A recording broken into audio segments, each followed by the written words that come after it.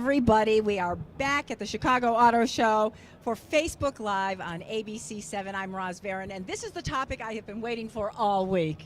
And you know what's really funny about it? Because the first question says, I'm considering purchasing an EV. How can I assess if home charging is an option? I am considering purchasing one, but let me introduce you to our panel of guests, because right next to me is Kaylee Chabra, Autel Midwest Sales Manager, and then we've got Albert Walters, Director of Powering Chicago. We have, who do we have here? Erica Borgren, Vice President of Customer Solutions for ComEd. That's really important, we need to know. And Jenny Newman from Cars.com, the Editor-in-Chief. So there you go. This is our panel of experts, and let's start with that question.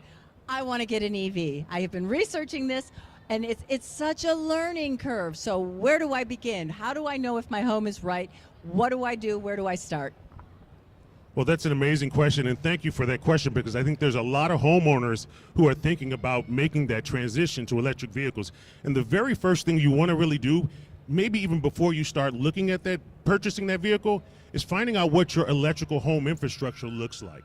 Again, you're adding another electrical component to your home, so you want to know what your current situation is.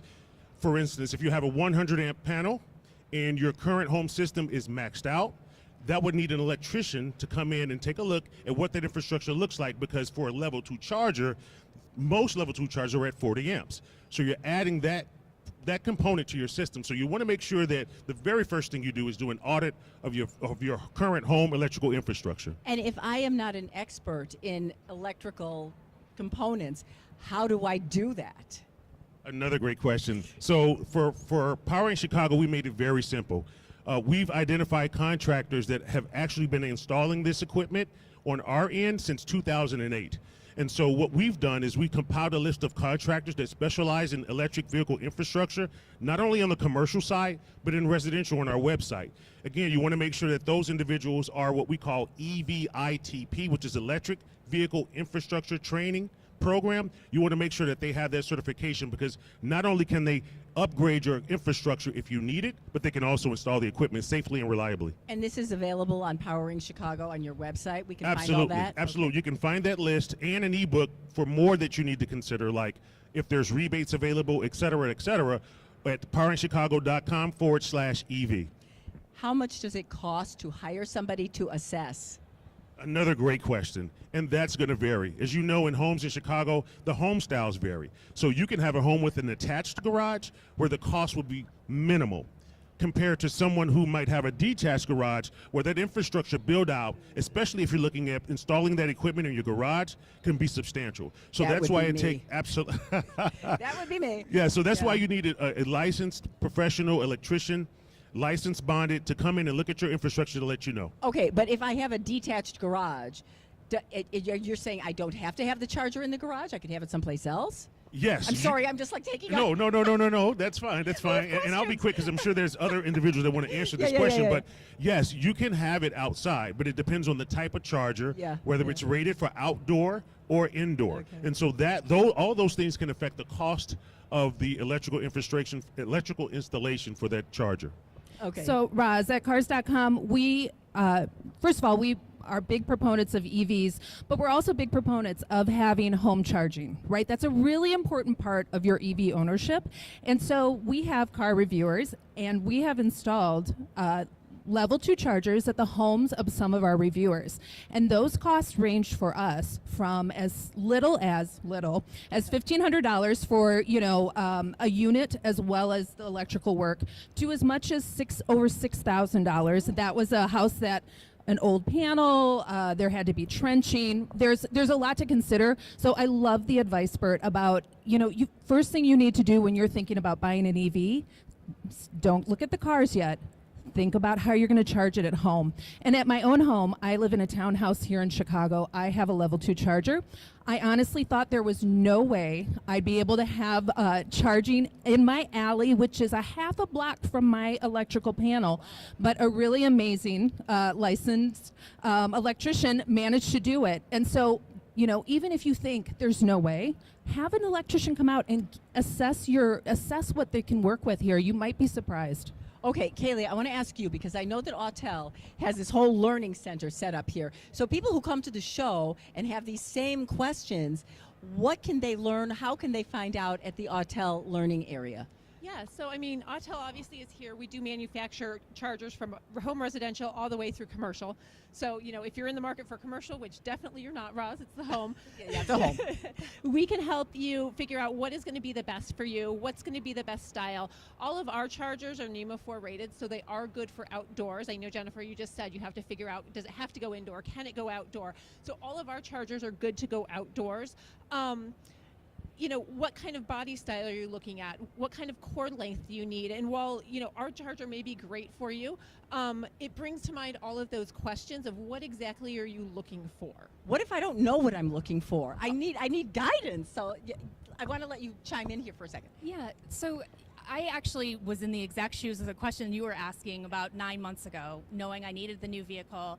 And I actually used ComEd's tools that we recently deployed about a year ago to really just start that, what could an EV mean for me? Before I even looked at chargers, it was a question of, well, do I really need EV charging at home? I might have it at the office. I might have public charging ability around me, and I don't have a garage or an alley in the city, right? And so we have tools that can walk you through all that decision making at comed.com/EV. Where you can really understand the factors for what is your commute like? What are the public charging stations in your area that could inform, do I even need to do the home charging piece? And in some cases, you might not need to. What did you end up doing? So mine's still on order, but when it comes, I'm actually going to rely on the public charging and on workplace charging. I don't have reliable parking around me, and so we might wire a 240 kV line to the front where maybe a mobile charger could work, but we also might not. I've gotten comfortable with the fact, looking at public charging maps and where I know I drive, that I think I can get away with a full EV without having to do the at-home upgrades. So you're not talking about a hybrid, a plug-in. You've got a full EV. electric vehicle. I'm so committed to the environmental impact of it. We're just going to figure it out, and it might change my driving patterns, right? As I plan around that. But these are the kinds of factors that you can really understand as you go on that toolkit at comed.com, because some of those other factors, even if you are going to do that at home charging and the upgrades, as you weigh, do I really want to, you can understand, well, when am I going to recoup those savings? Because the day in, day out costs, the fuel savings from the EV versus a traditional vehicle might really help you recoup that pretty quickly. And we have calculators regarding that on the comed.com/EV toolkit as well. I want to talk a little bit about the cost. Being, cost efficient, cost takes a few years to be efficient. When do you recoup this? Because, you're putting forth this money for this investment, and then it's like, okay, well, wait a minute, how much am I saving in gas? And, how do you, I have so many questions. How do you figure this all out, and what should we expect? Yeah, well, that's a great thing about being here at the Chicago Auto Show. There's so many learning opportunities. You spoke about the Autel Learning Area. Part of Chicago also has an EV Learning Center where our contractors are on site to speak to individuals about their situation, because every situation is different, where you can talk about what are the installation costs? What is it going to take me to have and find out what my current capacity is and capabilities are. But not only that, you can actually talk to them about your situation, whether you have a detached garage, attached garage, whether you're even considering an option for a separate drop for your garage area if it's too far away and it's too cost prohibitive. So there's a lot of information that we have here at the Auto Show. It's just about coming down. Come on down and visit and get the information that you need when you're looking at charging at your home or business. I like to be proactive. So what things because you're saying you should know your driving habits, you should know your power equipment at your house and your garage, and if it's attached, what things can I do before I come here to make sure that I have a little bit of background knowledge going into it? A little bit. I'm going to jump on this one. Okay. How do you drive every day? What is your commute, right? How often are you taking road trips? Think that through. Just think about, is it... my husband has a 2-mile commute, and we drive an EV. He drives an EV right now, but a lot of people drive a lot further than that, right? And so, what does that commute look like? That's going to help determine what do you need as far as range. That's a really important thing to think through. And of course, I think what not everybody realizes when they're shopping for EVs is on the daily, you're only going to charge your EV to about 80% to keep the battery at optimal performance. So, you know, you're not actually working with the 350 miles of range that is advertised. You're going to be working with a lot less. And here in Chicago, on a day like this where it's really cold, you're also going to see that range decrease significantly by as much as 40%. That's a lot. It is a lot. It is a lot. And it can be a little disconcerting. So you need to be educated about the realities of things, right? I would say that the other thing, as an EV owner and as someone who's testing and getting into a variety of EVs, we are seeing that, you know, you don't charge your EV every day. I used the story to somebody who was asking about EVs. They said, well, gosh, do I have to charge it every night? How am I going to make this work? And it's like, do you fill your gas tank every day after you drive it for 5 miles? No, you don't, right? There's enough there. You'd be surprised how much driving and how much range you're going to get out of one charge. Yeah.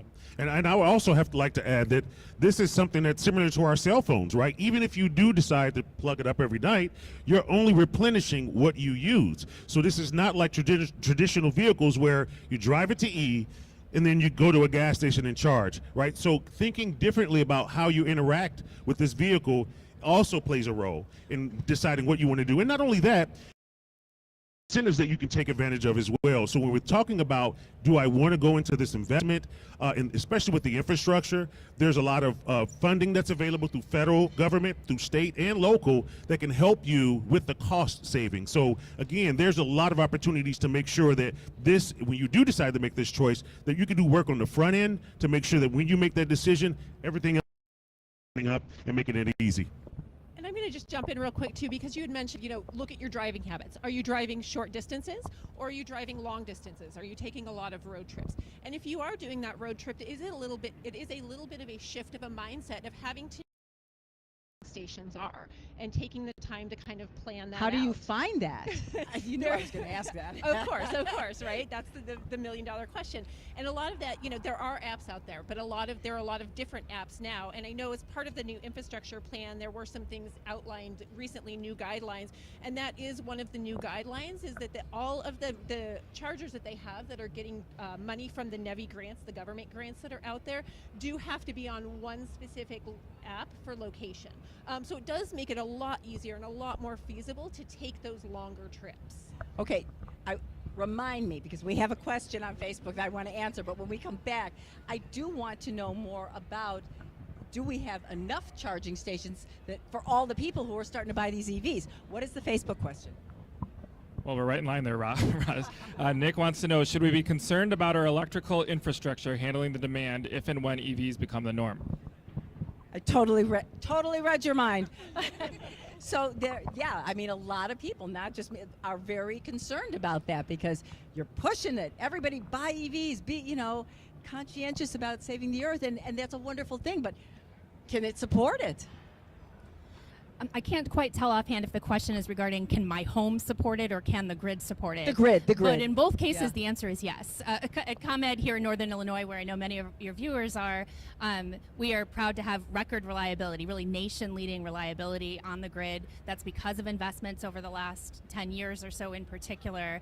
And as we look to support decarbonization generally, the influx of electric vehicles and other electrification too in homes and in businesses is really part of our planning process. We are all over making sure that the grid can continue to provide that record reliability. But it also does mean that it's helpful for us to know when you're installing an EV, right? So if you go through this decision-making process and you do purchase an EV, you can register that EV with us, and that lets us monitor the growth of the load and make sure that we can, again, continue to provide that record reliability.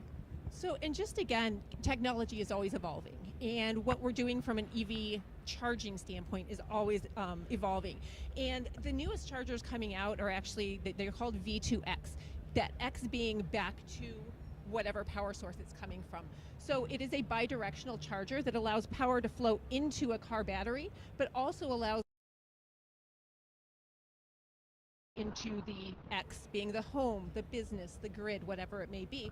And I know that there's a lot of talk about that with the fleet vehicles, with school buses, with things like that yes, have to power them up. but they're sitting for long amount of times. All summer we're not using school buses. You know, all during the day we're not using school buses. So those school buses now have the ability to become battery storage, to be able to hold the battery, you know, hold electricity in them, to be able in times of low power and put it back into the grid. Okay, so now we know that we do have infrastructure, but more people who are buying these EVs have concerns about where do I charge and will I get to where I need to be when I charge. Let's talk a little bit about the benefits of having a hybrid plug-in if you have some range anxiety. Anybody? Me. Okay, Jenny, take it. Yeah, I think plug-in hybrids are a great first step into electrification. And, you know, I think it's really important to acknowledge that a full EV is not always the right fit for every car owner. There are a lot of different options. We do have plug-in hybrids, which means that you're going to have a smaller EV range, right? It could be around 40 miles, which is frankly often enough for around the city driving. And then you've got a gas motor, which supports it and kicks in if you're trying to get onto an on-ramp really fast, right? You're trying to zip up onto the highway. It's going to kick in. It's going to kick in for your longer trips, and it means you don't need to stop at a charging station to get from Chicago to St. Louis, right? You can just drive. In fact, I also own a plug-in hybrid, and I've got it all apparently, but I also own a plug-in hybrid, and what I think is really, what I always marvel at is when it is fully charged and full of gas, that my little plug-in gets more than 600 miles of range, right? So it's astounding, and it's a really great way to sort of have your toe in both sides of the car world, basically. Erica, what is this going to do to my electric bill? Well, overall, it will save you on fueling your vehicle, right? That's not what I asked. Yeah, but I mean, it is actually really important, right? Because the geography of where you're used to paying for things in your budget does change. No, but I understand. So I'm just, you know. yeah, no, I think it's a serious. really but it's worth asking, right? I was mentioning earlier those calculators that are on the ComEd.com/EV toolkit. Those are very personalized to the vehicle you currently have, the EV that you're considering, the gas price near you, and how far you drive. Generally speaking, when folks use that calculator, you find you save about $2,000 a year. That's the average on fuel. So you will see your electric bill go up, but you will more than recoup that on fuel savings.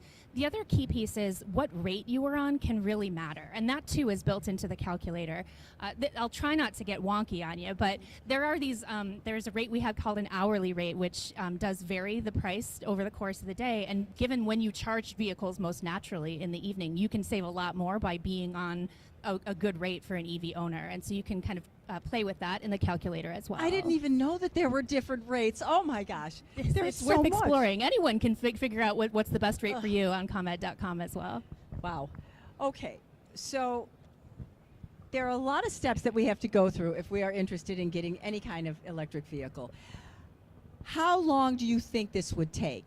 The learning, the infrastructure, the actual purchasing of the car? What are we talking about here?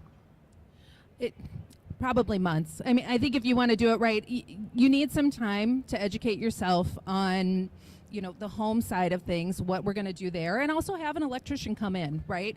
And then honestly, finding the right vehicle does take a little bit of time. You want to be thoughtful about this. This is a major life purchase. We're not just throwing money away. So take some time, think about what's important to you. Are you looking for a small commuter car like the Chevy Bolt with a B, which is, you know, going to be much less expensive, right? Or do you need something that's really roomy?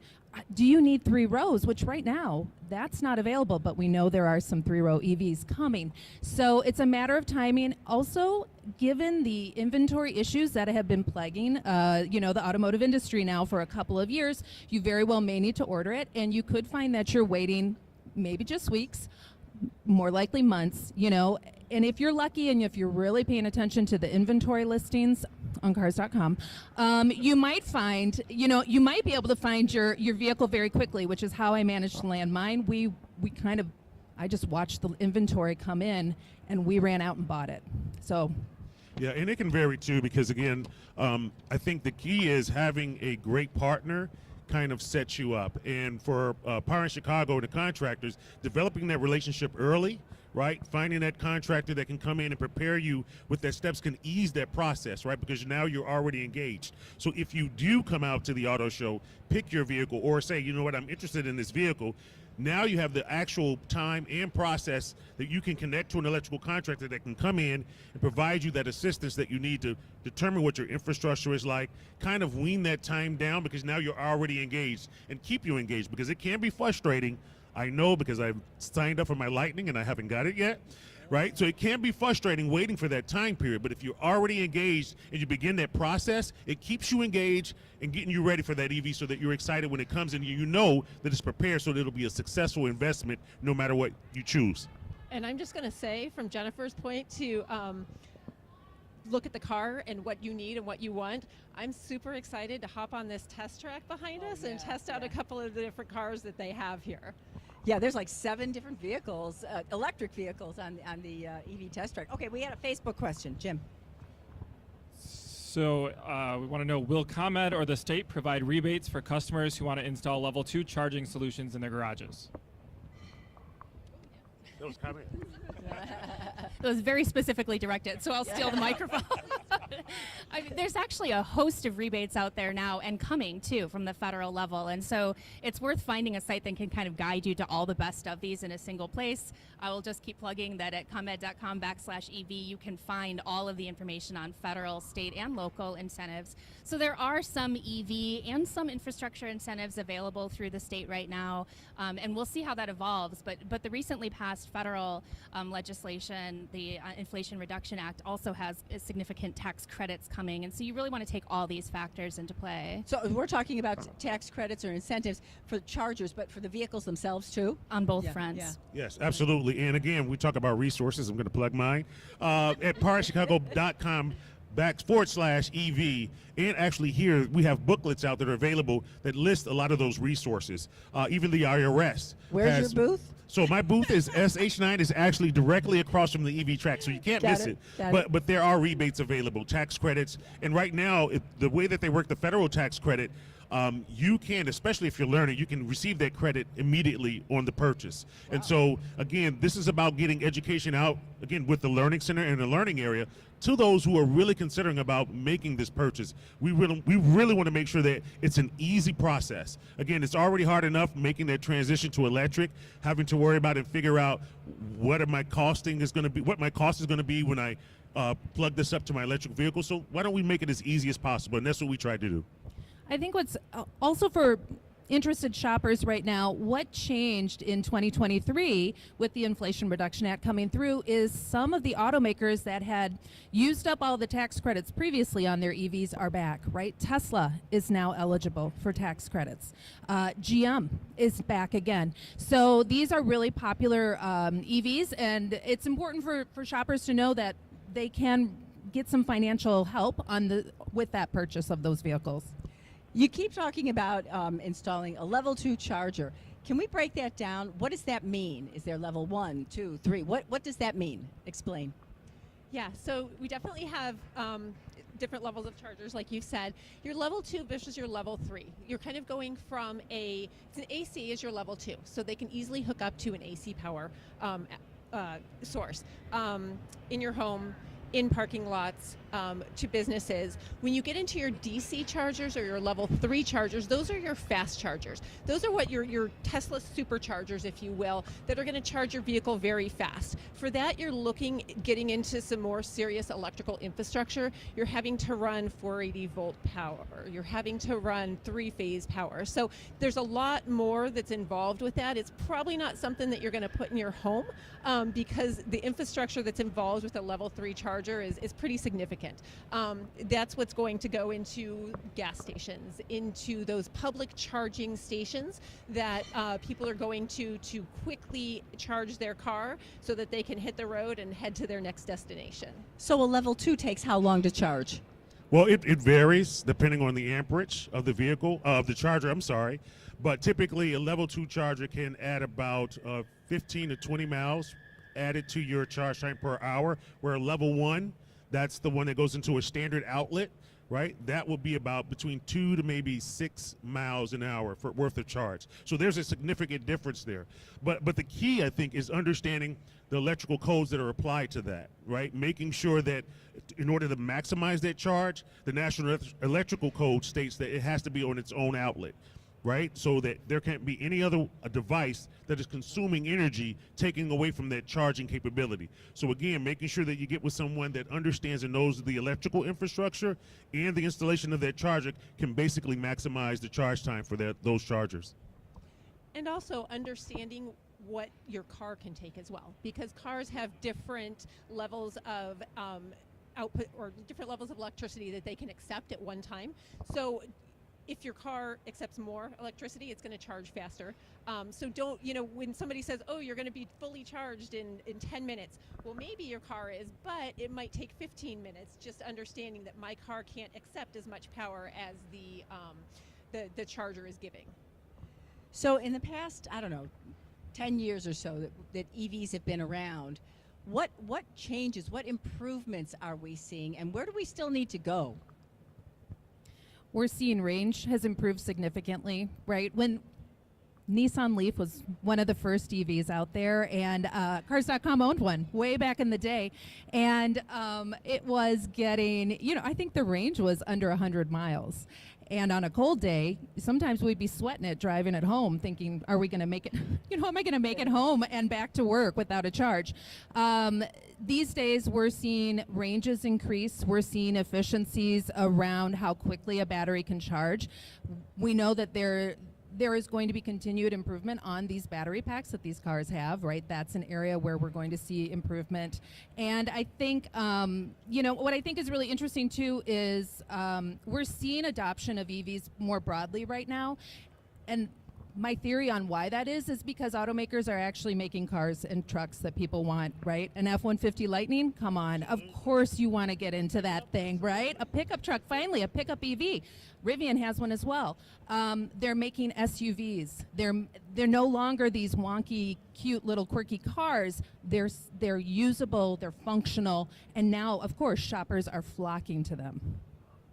And I think also what we're seeing is because of the federal government and the incentives, you're seeing more of a commitment to make sure that this technology is accepted and available.